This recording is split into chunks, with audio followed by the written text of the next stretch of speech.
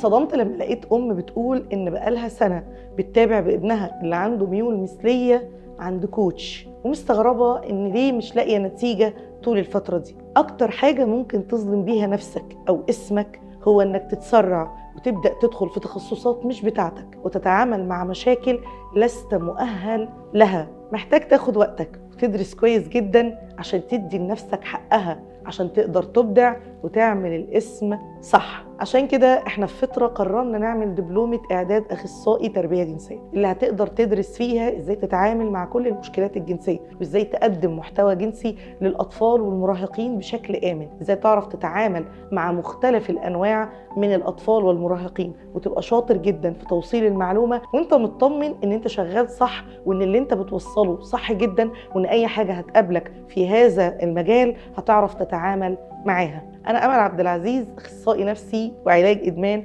عضو الاتحاد العالمي للتربية الجنسية في لندن. هقدم معاك خبرة 12 سنة في التربية الجنسية في دبلومة متكاملة هندرس فيها كل ما يخص التربية الجنسية وبناء القيم وتنمية المهارات اللي بتضمن للأبناء التعامل بتوازن مع الغريزة. احنا هنتعلم في الدبلومة دي الفرق بين التخصصات، يعني أخصائي تنمية المهارات وتعديل السلوك مش بالضرورة يكون قادر يتعامل مع أي مشكلات جنسية بتقابله، لذلك مع دراسة الدبلومة هيبقى عندنا كارير جديد اسمه أخصائي تربية جنسية. ده تخصصه مختلف تماما عن المعالج الجنسي، هو ممكن يكون متخصص في علاج وحل المشكلات اللي لسه ما تطورتش عشان تبقى اضطرابات جنسية. لو وصلنا للاضطرابات أنا بعرف إمتى أحيل الحالة اللي عندي لمعالج جنسي، عشان ما اظلمش نفسي وما اظلمش اسمي وما اظلمش العميل اللي جاي لي وهو متخيل إن أي حد ممكن يعالج اضطرابات جنسية. التخصص هيكون كويس قوي،